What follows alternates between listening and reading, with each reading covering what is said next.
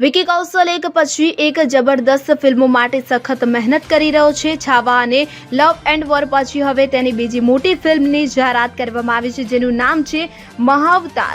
આ એક mythological film હશે કે જેના માટે વિકીએ બ્લોકબસ્ટર ફિલ્મ સ્ત્રી 2ના નિર્માતા અમર કૌશિક અને દિનેશ વિજાનની મેડોક ફિલ્મ્સ સાથે હાથ મિલાવ્યા છે. આ ફિલ્મમાં વિકી કૌશલ ભગવાન પરશુરામની ભૂમિકામાં હશે.